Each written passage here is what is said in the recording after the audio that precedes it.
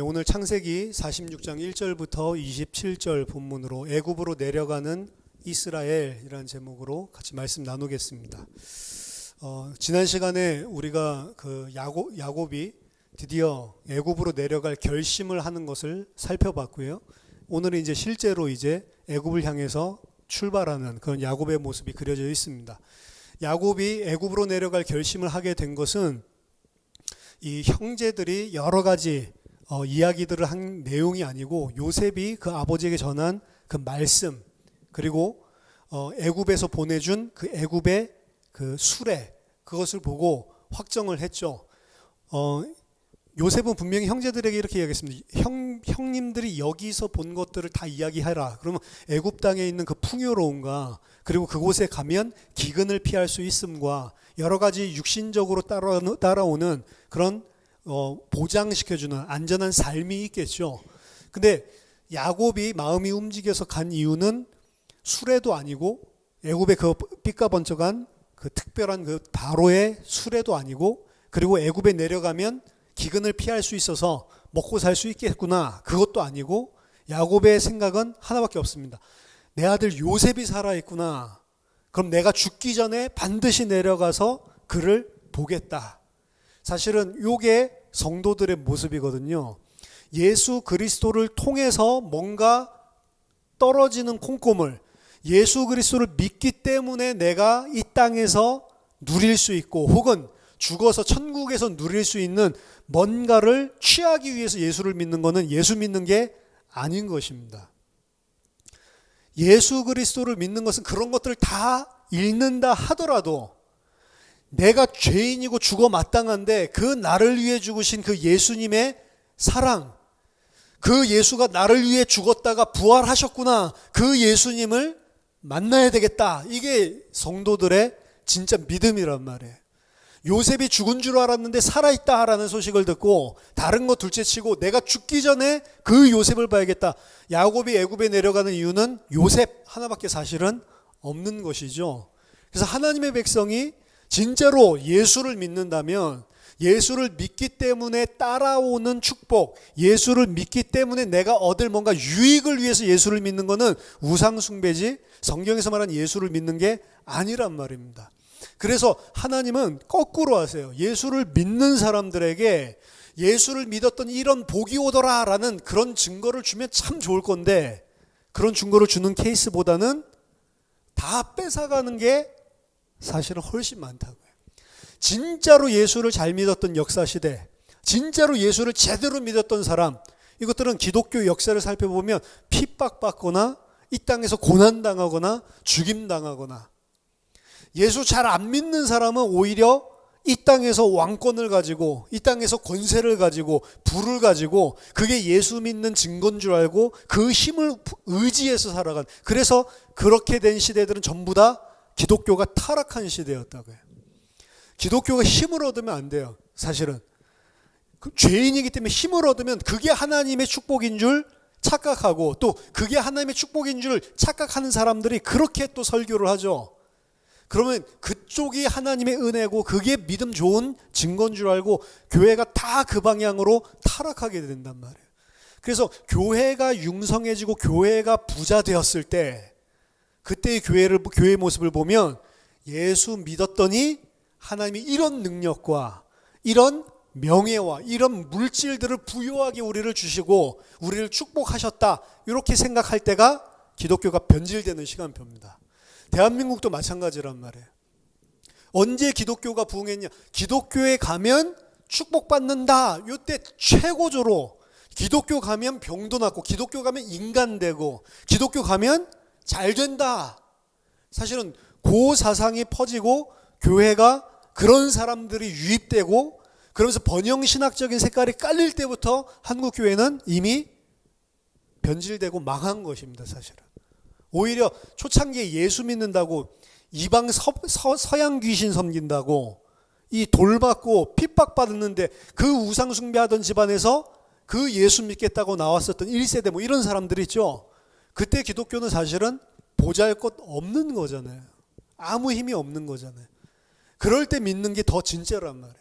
신사참배하면 다 죽인다고 그러는데 신사참배 이건 우상숭배이기 때문에 난 예수 섬기는 사람이기 때문에 할 수 없다 핍박받을 때, 그때 예수 믿는 사람이 진짜란 말이에요. 근데 대한민국의 역사를 보면 신사참배할 때 총회장부터 시작해서 전부 다 어떻게 했죠? 이거는 국가의식이지 우상숭배 아니다 라고 이야기하면서 우상숭배 반대했던 목사들을 전부 다 제명시켰단 말이에요. 진짜는 어려움 당했죠. 가짜는 일본이라고 하는 그때 당시에 국가 권력, 거기에 빌붙어서 사실은 잘 먹고 잘 살았죠. 한국 기독교 역사가 그 주기철 목사를 목사로 다시 복권시켜야 된다, 이렇게 복권시킨 게 거의 1999년인가 그래요. 해방하고 나서도 복권 안 시킨다니까. 그게 한국 교회라고. 그러니까 얼마나 타락했어요. 그런 프레임들이 일제시대 때만 있었던 게 아니고 계속 되어온 게 어떻게 보면 한국 교회의 역사일 수가 있단 말입니다. 잘 봐야 돼요. 그러니까 기독교를 육신적으로 생각을 해요. 하나님의 능력을 받는다, 이거를 엄청난 능력이 있다라고 생각. 주의 종들 중에 그런 사람들이 주의 종인지 아닌지 모르겠는데 목사들 중에 그런 사람들 많잖아요. 하나님의 능력을 내가 받았고 하나님이 나에게 능력을 줬고 이 능력이 나에게 있기 때문에 내가 불의 사자인 것처럼. 지금 이번 주에 난리 났죠. 기름 부음 받아야 된다. 기름 부음 내가 받은 사람 한 사람 있으면 나라를 뒤흔든다 라고 이야기를 하면서, 내가 하나님이랑 친한데 나는 기름 부음 받은 사람이기 때문에 어떻게 해요? 하나님 보좌 잡고 흔든대요 자기가. 그래서 뭐라고 합니까? 하나님 까불면 죽어? 그게 한국 기독교를 대표하는 한국 기독교 총연합회 회장 목사님의 입에서 나오는, 하나님 까불면 죽어? 내가 원하는 대로 안 해주면 죽어? 그러니까 막 지금 난리 났죠. 저게 목사냐 막 이거부터 해서 막 난리가 났죠. 근데 그런 거 이야기할 때 사람들 보셨어요? 그 앞에 있는 사람들 아멘 아멘 다 하고 있죠. 미친 것들. 기름 부음 누가 주는 거예요? 하나님 주는 거잖아요. 하나님 거잖아요. 근데 기름 부음 받았기 때문에 이제 하나님도 내가 마음대로 할 수 있어요? 그게 기름 부음이에요? 머리에 끓는 기름을 부어버려야지. 그렇죠? 근데 거기에 아멘 아멘 하고 있다니까. 그 기름 부음 받는 비결을 알려주겠대. 이거 여러분 있으면은 뭐 이게 돈이 얼마짜리인 줄 알아? 이러면서. 돈이 얼마짜리야? 미친 것이요. 근데 그 앞에서 아멘 아멘 할렐루야 이러고 있다니까. 그리고 그걸 갖다가 제가 이번에 교육받으러 갔다 왔잖아요. 그 사람이 하는 게 옳다라고 그거 계속 강연하는 거예요. 2시간 내내. 그래서 오전 듣다가 와버렸다니까. 신앙이랑 아무 상관이 없어요. 신앙이랑. 믿음의 본질이 기독교가 하나님께서 주시는 힘을 받아가지고 군림한다라고 생각을 해.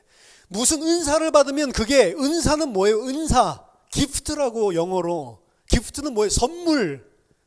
선물은 내가 잘해서 준 거 아니잖아. 근데 내가 마치 선물 대단한 사람이어서 선물 받은 것처럼 은사 자랑하고 앉아있고, 고린도 교회처럼. 은사라면 자랑할 게 아니죠. 내 게 아닌데 하나님이 공짜로 준 거니까 죄송하면서도 감사해야 되는 거지. 그거 가지고 어디서 나는 이런 은사가 있다 자랑질을 하고 있어. 말도 안 되는 이상한 육신적인 세상적인 가치관 기준이 전부 다 들어와서 하나님이 주시는 은사도, 하나님이 주시는 복도, 육신적인 이런 복도 전부 다 어떤 기준으로 다 해석해요? 육신적인 세상 가치관 기준으로 다 해석을 하고 있다고요. 그럼 믿음이 아니란 말이에요. 완전히 제가 봤을 때는 변질되고 타락해버렸어요. 그래서 주장하는 겁니다. 기독교는 예수 믿어서 내가 원하는 거 뜯어내는 종교가 아니라고. 그 종교고 우상숭배란 말이에요.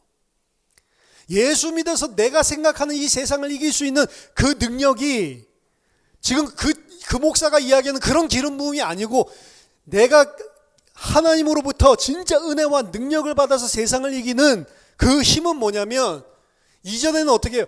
내게 A라는 문제가 왔어. 그럼 어떻게 해요? 세상은 하나님께 능력받아서 그 A라는 문제를 해결하고, 그 A 문제가 해결된과 동시에 해결이란 건 축복이거든, 육신적인. 그걸 받아내는 게 능력이라고, 하나님의 은혜라고 착각을 했단 말이에요.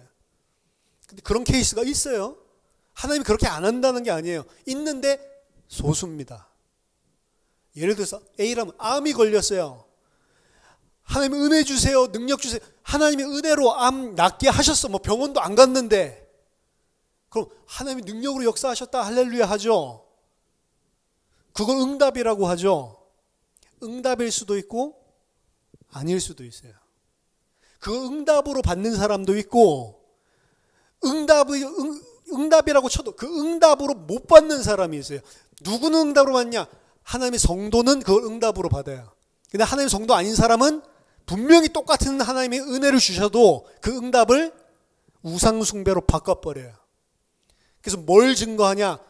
내가 기도하고 내가 이렇게 했더니 이렇게 나았다. 어디에 방점이 있어요?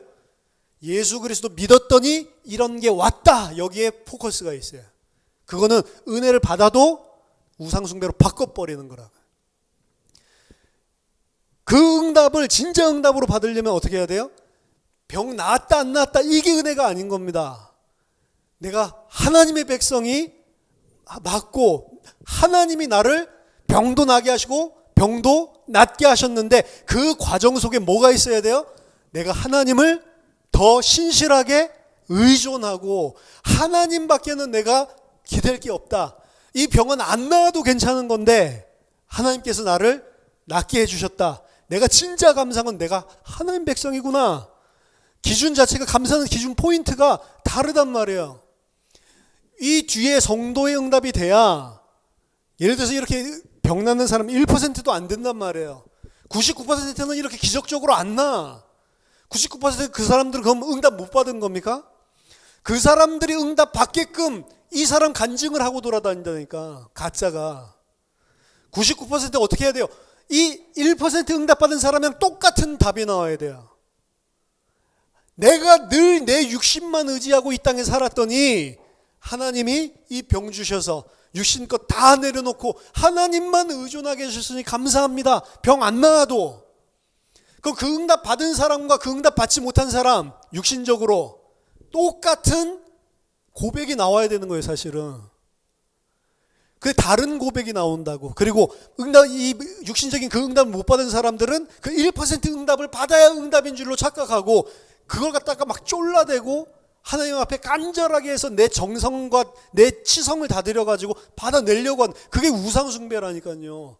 근데 이 우상숭배 조장하고 있는 기복주의적인, 그리고 현실 육신적인 세속적인 번영신학적인 이런 메시지가 한국교회에 얼마나 많이 잠식을 시키고 있냐고요. 우리 육신 가졌기 때문에 병 나으면 좋죠. 근데 병 낫는 게 응답이 아니란 말이에요. 진짜 응답은. 그거 누가 만들어냈냐? 아까 말한 그런 목사들이 다 만들어낸 거라니까. 그런 목사들이 그런 설교를 하고 그게 믿음인 것처럼 이야기를 하니까 전부 다 그렇게 돌아가는 거죠. 오늘 본문은 드디어 요셉을 바라보고 내려가야 되겠다 결심했었던 이스라엘, 야곱이 이제 실제로 내려가는 장면입니다. 뒤에 보면 막 이름들 나오죠. 총 70명이 내려갔다라고 이야기를 하는데, 이거는 나중에 출애굽기에도 등장을 하죠. 70이라는 숫자도 7도 완전수고 10도 완전수기 때문에 온전한 하나님의 백성의 숫자라고도 볼 수가 있습니다. 자, 46장의 그 야곱이 내려가는 장면을 보면 오늘 애굽 내려가는 가운데 희생제사 드리는 그런 장면이 등장을 합니다. 그리고 거기에 하나님께서 나타나셔서 말씀 주시는 이런 장면이 등장을 하죠. 그래서 흔히들 이 창세기 46장을 어떤 식으로 보냐면, 이제 야곱이 애굽으로 내려가는 것도 그냥 내려가는 게 아니고 하나님께 기도하고 하나님께서 주시는 확실한 응답을 받고서야 내려간다. 이제 그래서 야곱이 바뀌었다. 이전에는 권모술수, 인본주의, 무슨 일만 터지면 자기가 멋대로 행했었던 야곱이 이제는 멋대로 행하지 않고 애굽에 내려가는 이 일을 하나님께 기도하고 응답받고 내려가는구나 라고 많이 이야기들을 하는 본문이에요. 근데 오늘 본문 읽어보면 기도하고 내려갔습니까? 아니면 내려가다가 기도했습니까?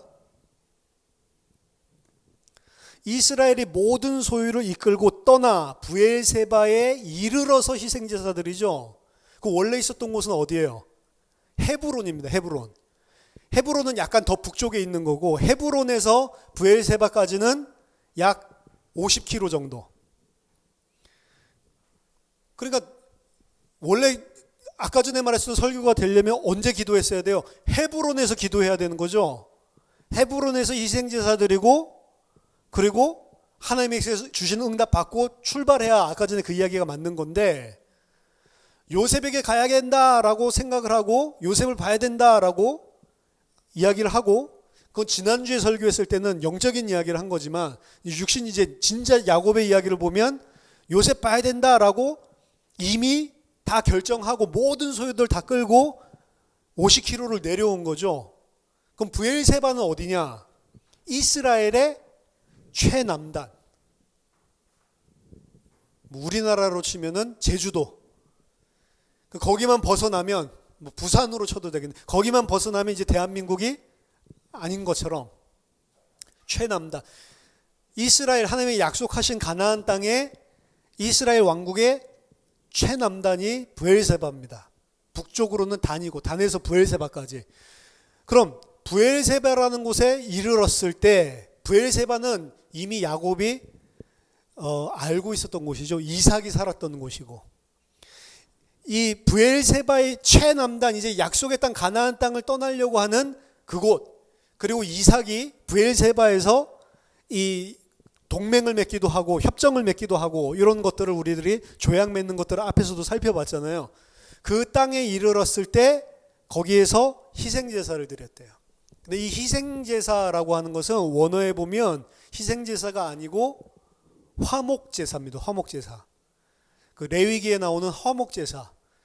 화목제사를 언제 드리냐?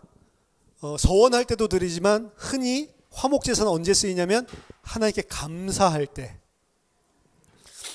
그럼 이 이스라엘 야곱의 그 요셉을 만나러 내려가는 그 발걸음이 어떤 발걸음인지 알겠죠? 너무 감사한 거예요. 너무 하나님께 감사하고 그리고 하나님께 너무 감사해서 희생제사를 드리는데 우리나라에는 희생제사를 드렸다라고 되어 있죠. 근데 원어에는 희생제사들을 드렸다. 복수형으로 되어 있어요. 여러 번 드렸나 봐요. 그렇죠? 보통 희생제사 한 번 드리고 말 건데 희생제사를 계속 드리는 거예요. 너무 감사해요. 감사가 아마 넘쳐나는 것 같아요. 왜? 요셉이 죽었는 줄 알았는데 살았으니까. 그리고 그 요셉은 그냥 사는 게 아니죠. 창세기 37장에 보면 요셉이 꿈 이야기를 할 때 다른 형제들은 그걸 가지고 시기하고 비난했고 아버지도 야 그럼 너희 형제들이 나와 네 어미가 절하겠냐 꾸짖는 것 같았지만 아버지는 그걸 뭔가 마음에 그 꿈을 뒀다라고 이야기했죠. 아 나에게 한 것처럼 가장 어린 놈이지만 요셉에게 하나님이 그 꿈을 줬나 보다. 그런 생각을 하고 있었는데 죽었다고 생각했잖아요. 근데 요셉이 살았다라는 이야기를 들었을 때 산 것만 아니죠. 애굽을 다스리는 주가 돼 있다라는 소식을 들었을 때 어떤 생각이 역시 그게 하나님이 주신 언약의 꿈이고 나에게 이루었던 그 언약을 신실하게 우여곡절 끝이지만 신실하게 나에게 언약을 이루셨던 그 하나님이 요셉에게 주신 그 언약도 난 죽은 줄 알았지만 하나님은 신실하게 우리가 모르는 사이에도 신실하게 그 일을 몇십 년 동안 완벽하게 이루시고 계셨구나라는 거죠. 거기에 대한 감사죠. 그때 하나님이 나타나셔서 이상 중에 이스라엘에게 뭐라고 이야기하시느냐. 야곱아 야곱아. 이스라엘이라고 돼 있는데 지금까지 본문에서 하나님은 뭐라고 부르세요? 야곱아 야곱아. 하나님이 원래 뭐라고 하셨죠? 다시는 너를 이스라엘이라고 하지 않겠다라고 이야기했죠. 아니, 다시는 너를 야곱이라 불리지 않을 것이요. 이스라엘이라고 불릴 것이다. 하나님이 그러셨잖아요. 근데 하나님이 나타나셔서 야곱아, 야곱아 그래요. 그렇죠? 이상하지 않나요? 그러면서 뭐라고 이야기하시냐면 나는 하나님이라. 내 아버지의 하나님이니 애굽으로 내려가기를 두려워하지 말라. 내가 거기서 너로 큰 민족을 이루게 하리라. 자, 나는 너의 아버지의 하나님이다. 아버지의 하나님, 조상의 하나님이라는 거죠. 이삭의 하나님. 그리고 그 이삭의 아버지는 아브라함의 하나님. 아브라함의 하나님이 이삭의 하나님에게 분명하게 줬었던 그 언약이 누구에게 내려갔냐면 야곱에게 그대로 내려갔잖아요. 야곱은 야곱 자기 자신의 언약 이야기만 아는 게 아니고 아브라함의 이야기도 알고 이삭의 이야기도 알고 자기에게 온 이 언약도 알고 있는 사람입니다. 그럼 너무 애굽으로 내려가서 요셉을 보는 게 감사한데 지금 하나님이 너희 아버지에게 줬어, 아버지의 하나님이라고 하면서 뭘 상기시키냐면 언약을 상기시킨 거예요. 그리고 이 브엘세바라고 하는 땅이 언약을 지금 상기시키는 땅이 된 겁니다. 너무 감사해서, 그리고 이거 하나님의 언약을 요셉을 통해 그 꿈을 주셨던 하나님의 언약을 실현하시는구나, 분명히 하나님이 하시는 것들을 보고 출발은 했는데 브엘세바에서 희생제사 드리고 이러고 있는데 야곱 이스라엘의 마음에 뭐가 들어갔냐면 두려움이 생긴 거예요. 어떻게 하냐? 하나님이 나타나서 두려워하지 말라라고 이야기하는 거는 지금 두려워하고 있다는 거예요. 뭘 두려워하고 있냐? 아버지에게 줬던 언약도 그렇고 할아버지에게 줬던 언약도 그렇고 자기에게 줬던 언약도 그렇고 하나님이 약속하신 언약의 땅은 어디예요? 가나안 땅이죠. 근데 브엘세바는 이제 가나안 땅의 마지막 지경이라고. 거길 내려가면 이제 약속의 땅을 떠나는 거잖아요. 그럼 이게 뭐예요? 하나님의 약속, 하나님이 지금 요셉을 통해서 언약을 이루시고 하시는 일들 분명히 하나님이 하신다고 생각해서 출발했는데 브엘세바에 이르러서 그 감사하던 마음들 가운데 갑자기 먹구름이 낀 거예요. 왜? 하나님의 언약이랑 다르거든. 그렇죠?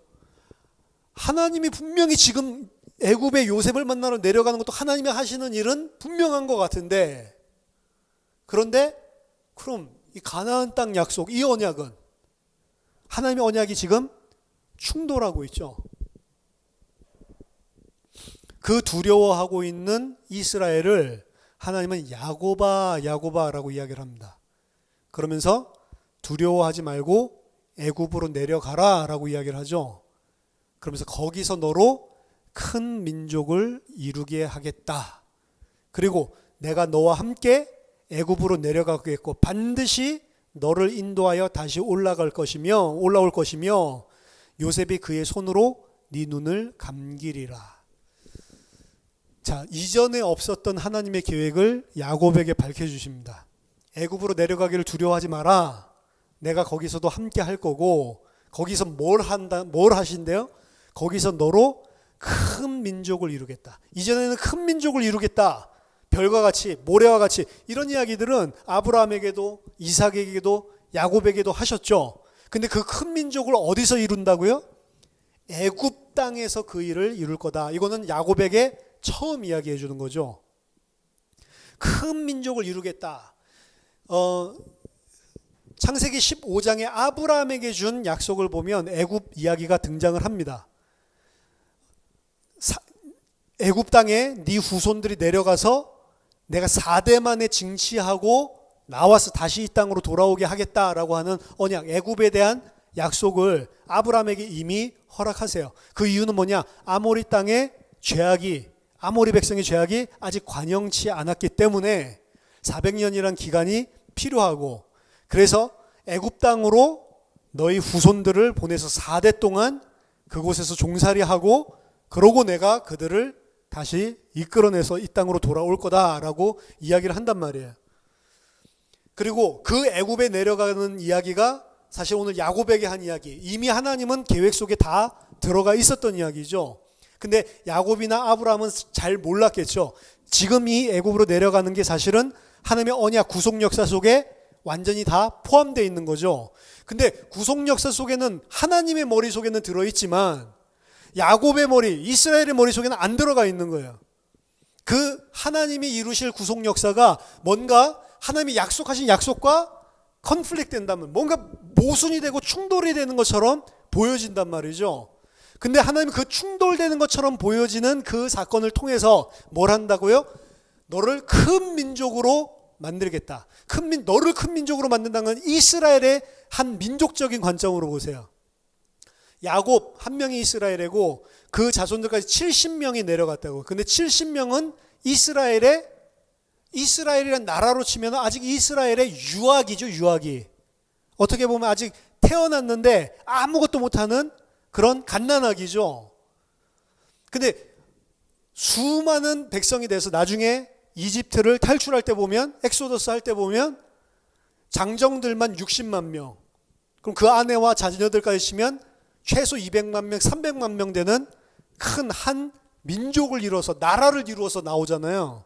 그렇죠? 그거를 장년기라고 볼 수 있죠. 애굽으로 내려가서 이스라엘을 어떻게 하는 거예요? 그 어린아이였던 이스라엘을 애굽에서 어떻게 만들어요? 장년으로 만들어서, 그래서 데리고 오는 게 하나님의 계획이다. 자, 요거를 갖다가 어떻게 보셔야 되냐면, 야곱은 이미 이스라엘이라는 이름을 받았습니다. 근데 그 애굽으로 내려가는 이스라엘을 하나님은 오늘 야곱아라고 부르고 있어요. 그리고 그 야곱을 애굽으로 보내는 이유는 뭐냐면, 야곱을 이스라엘 국가, 이스라엘 민족으로 하나님께서 장성하게, 온전하게 만들어서 가나안 땅으로 데리고 오려고 하는 거예요. 그럼 애굽은 어디죠? 하나님이 야곱을 이스라엘로 만드는 장소. 하나님이 이스라엘을, 갓난아기 같은 그 이스라엘을 장성한 참 이스라엘로 바꾸는 장소. 거기가 애굽이죠. 그렇죠? 참 이스라엘이 안 됐고 아직은 갓난아기 이스라엘이기 때문에 야곱을 보고 뭐라고 이야기해요? 야곱아, 야곱아 이야기한다고. 야곱이 아직 이스라엘은 약속을 분명히 받았음에도 불구하고 이스라엘이 안 돼 있단 말이에요. 안 돼 있는 것들은 뭘 보면 알 수 있냐? 이미 두려움. 요것들 봐도 알 수가 있는 거잖아요. 그래서 야곱을 보냅니다. 이미 가나안 땅을 받았어요. 받았는데 애굽에 보낸다고. 애굽에 보내서 완전한 이스라엘로 만들고, 그리고 돌아오게 만든다고요. 이게 구속 역사. 이스라엘, 오늘 야곱이 애굽으로 내려가는 이 사건을 통해서 보이는 구속 역사의 가장 중요한 측면들을 보여주는 거예요. 우리가 예수 그리스도를 믿었을 때 이미 영원한 생명을 얻습니다. 그렇죠? 그래서 구원 받을 것이다 안 하고 예수 그리스도 안에서 우리가 이미 구원 받았다. 과거 완료형, PP형으로 죄에서, 우리가 죄와 죽음, 사망에서 생명으로 옮겼다라고 이야기를 하죠. 이미 우리는 영원한 생명을 받았고 그리스도와 함께 보좌에 앉혀졌고, 근데 그 하나님의 백성을 어디에 보내요? 하나님의 백성을 계속 그 하나님의 땅, 하나님이 함께하는 가나안 땅에, 약속의 땅에 머물게 하는 게 아니고 어디로 보냅니까? 애굽으로 보낸다. 그래서 그 애굽에서 종살이 하면서 사실은 실컷 고생하죠. 야곱으로 치면 고생한 게 없어요. 근데 야곱의 인생을 봐도 여기 보면 뭐라고 이야기하면, 하나님이 야곱에게 내가 너랑 내려갈 때 함께 할 거니까 두려워하지 말라. 거기서 큰 민족을 이루려고 한다 라고 이야기하면서 뭐라고 이야기해요? 내가 너와 애굽으로 내려가겠고 반드시 너를 인도하여 다시 올라올 거다라고 이야기하죠. 근데 야곱 올라왔습니까? 안 올라왔습니까? 요셉이 그의 손으로 네 눈을 감기리라. 그럼 요 말이 사실이라면 우리 어떻게 생각합니까? 아, 야곱이 이제 내려갔다가 큰 민족을 이루고 요셉이랑 함께 가나안 땅으로 올라와서 요셉이 야곱의 눈을 감겨주겠구나. 그래서 야곱의 남은 인생에 애굽으로 내려갔다가 큰 민족을 이뤄서 야곱의 인생 속에 다 이루어지는 것 같죠? 야곱이 가나안 땅에 와서 요셉이 눈을 감겨준다. 요셉도 함께 올라오겠구나. 근데 실제 역사를 보면 야곱도 애굽에서 죽어버렸고 요셉도 애굽에서 죽었죠. 야곱의 유골만 막벨라굴에 묻히게 된다고 나중에 보면. 그렇죠? 그럼 야곱으로 보세요. 야곱을 하나님이 이스라엘로 만들려는데 야곱을 이스라엘로 만들기 위해서 어디로 보내요? 애굽으로 보낸다고. 근데 애굽으로 보냈더니 야곱이 어떻게 돼요? 이스라엘이 돼서 가나안 땅으로 왔어요? 아니죠. 그 애굽에서 죽어버렸죠. 그 죽은 야곱의 유해가 가나안 땅으로 돌아왔죠. 이게 구원이라니까요. 우리에게 하나님께서 행하시는 구속 역사를 이 이스라엘 통해서 보여준다니까요. 우리가 예수 믿으면 분명히 생명 얻었는데 하나님은 어디로 보내세요? 애굽으로 보내신다고. 근데 그 애굽은 어떤 땅이냐? 단적으로 한마디로 말하면 내가 죽는 땅이에요. 내가 죽어야지만 이스라엘이 돼서 가나안 땅에 들어갈 수가 있다. 우리가 예수 믿는 순간 나 죽었다라고 이야기하지만 안 죽었어요, 사실. 그래서 하나님은 우리가 이 땅에 사는 동안 옛 자아, 나를 벗어버리고 나를 죽여버리는 작업을 계속 하시는 거예요. 그래서 나는 죽고 새로운 나를 입은 자만 가나안 땅에 들어간다고요. 이게 나중에 이스라엘도 똑같죠. 이미 하나님의 백성 이스라엘로 이제 수가 채워져서 출애굽을 한단 말이에요. 하나님이 찾아가서 그들을 애굽에서 빼내오시는데 빼내온 자, 이미 유월절 어린 양 피바를 했을 때 구원받았고 내 장자라고 이야기했고 구원받은 것 같은데 어떻게 해요? 하나님이 다 죽여버리죠. 그리고 누구만 들어가요? 새롭게 태어난 자들만 가나안 땅에 들어가죠. 옛 나는 죽어버리고 새로운 나로 거듭난 그 사람만 가나안으로 들어가게 되는 거라고요. 그럼 우리가 예수 믿었다. 그럼 그 순간부터 무슨 일이 시작되는 거예요? 나를 죽이는 일이 시작된다고요. 그럼 그 나는 뭐냐? 세상적인 육신적인 가치관으로 점철된 나입니다. 세상적이고 육신적인 그 가치관이 누구를 왕으로, 누구를 중심으로 점철되어 있냐? 나를 중심으로 점철되어 있어요. 그래서 하나님도 나를 중심으로. 그래서 하나님 내 말 안 들면 어떻게 해요? 까불면 어떻게 해요? 죽인다는 거예요.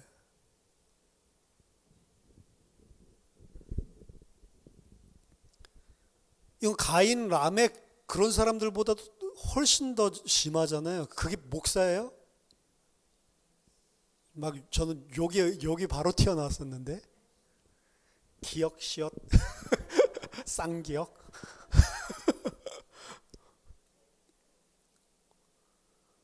하나님 가만히 그분 따르는 추종자들 많고 가만히 행복하게 살게 하실 겁니다. 그리고 치유와 능력도 나타나게 하시고 하나님이 가만히 놔두실 겁니다. 그게 저주란 말이에요. 하나님 까불면 죽어? 이때 어떻게 돼야 되냐? 입 돌아가야 된다니까. 네? 와 이러면서 뒷목 잡고 쓰러져야 된다니까. 그래야 아무것도 아닌 먼지, 흙덩이, 똥덩어리, 피조물이 깝쳤구나.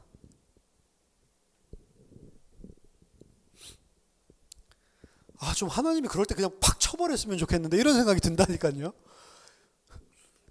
하나님 까불면 죽어 이러는데 갑자기 번개가 찌직 내려와가지고 지지직 타가지고 죽으면 얼마나 사람들이 하나님을 경외하겠어요. 그런 생각이 든다니까요. 근데 하나님 가만히 놔두죠. 왜? 예수 그리스도 안에서 그 하나님이 주신 은혜 사랑 보면서도 죄인이고 피조물이고 하나님 앞에 무릎 꿇고 하나님만 의존해야 된다라는 그 은혜를 받지 못한 사람은 계속 하나님 대적하면서 살라고. 그런 육신적인 하나님이면 우리는 금방 두려워 떨며 섬긴다고요. 근데 그게 하나님 두려워 섬기는 거예요? 아니요. 나를 위해서 두려워하면서 무릎 꿇는 거라고요. 아니라니까요. 그래서 하나님이 그런 사람들도 가만히 놔두고 오히려 더 잘되게 하시는지 모르겠습니다. 근데 하나님의 진짜 백성들은 어떻게 하냐? 애굽으로 내려가서 축복받는 땅이 아닙니다. 애굽 내려가면 이제 기근도 피하고 그리고 요셉이 쌓아놓은 풍족한 양식을 먹겠지. 육신적으로 보여주는 그림은 분명히 그런 그림이지만 영적으로는 그 육신적인 풍요가 아니에요. 야곱은 뭐만 보고 갔다고요? 요셉만 보고 내려간 거고 야곱이 그곳에 내려가서 어떻게 했다고요? 죽었다고요. 죽어서 그 약속하신 땅에는 죽은 야곱이 돌아오게 되는 거라고요. 아시겠어요? 우리가 이 땅에 사는 동안 죽은 내가 하나님의 백성으로 새하늘과 새 땅에 들어가게 되는 거라고요. 그래서 애굽으로 내려가는 이스라엘이라고 하는데 거기에는 하나님의 언약과 뭔가 충돌되는 것 같이 보인단 말이에요. 내가 하나님의 백성이고 하나님이 나랑 함께 한다고 했는데 하나님이 그 언약과 하나님이 함께 하신다는 그 약속과 그 임마누엘과 충돌되는 모습이 보이는 거예요. 그 충돌되는 모습 속에서 우리는 두려워하기도 하고 걱정하기도 하고 근심하기도 한데 그런 우리의 옛사람이 죽어버린다고요. 그래서 두려워할 일이 생겼는데도 내가 죽어요. 반드시 해결해야 될 문제가 내 앞에 왔는데도 내가 죽어요. 그리고 어떻게 해요? 하나님이 함께 한다는 사실을 신뢰해요. 이 일 속에도 이것과 상관없이 하나님은 나를 신실하게 인도하시고 계신다는 그 사실을 인정해요. 그리고 나에게 이런 일들이 생겨도 이것과 비교할 수 없는 하나님의 언약, 하나님의 영원한 약속, 그게 있기 때문에 그거에 일희일비하지를 않습니다. 그런 우리로 바꿔가시는 거예요. 그래서 이런 일이 생겨도 감사, 저런 일이 생겨도 감사, 이런 일이 생긴 것 때문에 감사하는 게 아니고 좋은 일이 생겨도 하나님이 나의 주인이니까 감사. 그 속에서도 어려운 일이 생겨도 그 어려운 일이랑 상관없이 하나님이 나의 주관자 되고 절대 주권자 되시고 언약으로 구원받은 나를 붙들고 계시다는 그 사실을 인정하기 때문에 그 속에서도 감사. 그게 내가 죽은 모습이죠. 항상 기뻐하고 범사에 감사하는 모습. 그게 그리스도 안에서 하나님께서 우리에게 원하시는 하나님의 뜻이다라고 이야기를 합니다. 그래서 오늘 애굽으로 내려가는 이스라엘의 모습은 이 땅의 교회의 모습이에요. 분명히 가나안 땅, 새하늘과 새 땅의 약속을 이미 다 받았는데도 불구하고 하나님은 우리를 이 땅의 교회로 잠시 동안 살아가게 하십니다. 그러면서 우리를 어떻게 해요? 갓 태어난 우리를 어떻게 다루는 현장이에요? 이곳은 우리를 장성한 이스라엘로 만드는 거예요. 그 이스라엘이 되었을 때만 새하늘과 새 땅, 가나안 땅으로 돌아갈 수가 있다. 새하늘 새 땅으로 돌아갈 수 있는 조건은 장성한 이스라엘. 그럼 장성한 이스라엘은 뭐냐? 죽은 자예요. 그래서 나를 죽이시는 작업을 하는데 그 죽이심을 작업을 하는 그 모습이 하나님이 약속하신 그 약속과 모순되게 보이는 부분들이 우리들 속에 있단 말이에요. 그런데 그런 순간이 있을 때에도 여러분들 낙심하거나 두려워하지 말라라고 이야기합니다. 애굽으로 내려가는 거 두려워하지 말라. 내가 거기에서도 함께한다. 너가 죽는 모습이 보이냐? 하나님이 함께하지 않는 것 같은 일들이 보이냐? 하나님이 왜 나에게 이렇게 하실 거냐? 이런 것들이 보이냐? 두려워하지 마라. 내가 너랑 함께하고 있다. 내가 너를 장성한 자, 수많은 이스라엘 백성들로 지금 만들어서 데리고 나오려고 그 일을 하고 있는 것이다. 우리에게 오는 일들을 새로운 기준을 가지고 해석하게 되는 거죠. 그래서 하나님의 백성은 좋은 거 왔다고 들뜨지도 않고 나쁜 거 왔다고 낙심하지도 않는 겁니다. 그렇죠? 정중동 앞으로 나아가는데 가만히 물이 흐르는데 밖에서 봤을 때는 흐르는 것 같지 않도록 조용한 가운데 하나님을 신뢰하고 가는 거예요. 그러니까 다른 사람들을 보면 답답하게도 보이고 어떻게 저렇게 됐는데도 하나님 믿냐? 하나님 욕하고 죽어라. 이렇게도 이야기할 만한 일들이 생기는 것입니다. 하나님의 백성은 그걸로 살아가는 거예요. 절대로 이 땅의 것을 우상 삼아 살아가는 게 아닙니다. 절대로 이 땅의 것을 가지고 믿음을 증명하는 게 아니란 말이에요. 믿음 좋은데 좋을수록 나쁜 일들 육신적으로 봤을 때 생길 수 있는 것이고, 믿음 하나도 없는데 하나님 까불면 죽인다고 하는데 엄청나게 많은 사람들이 따르면서 돈도 엄청나게 많고 권력도 많고 이럴 수도 있는 거예요. 그걸 보고 속지 말라고요. 우리가 이 땅에 살아가는 동안 배울 건 하나밖에 없습니다. 장성한 자가 되는 거예요. 장성한 자는 누구냐? 모든 일들 속에 하나님께 감사하고 기뻐하고 내 힘과 내게 있는 것을 의지하지 않고 오직 하나님만 의존하는 자. 그렇게 못 살고 있는 자를 야곱, 그렇게 사는 자를 이스라엘이라고 하는 겁니다. 저와 여러분들이 야곱에서 이스라엘로 세워지는 그런 귀중한 은혜를 날마다 누리고 어떠한 낙심할 일들 가운데서도 오히려 감사하고 그 속에서 또 하나님께서 함께 하시는 손길을 인정하고 의존하고 여러분들이 장성한 자들이 다 되는 은혜가 있기를 예수 이름으로 축원합니다. 기도하겠습니다. 하나님 아버지 은혜를 감사드립니다.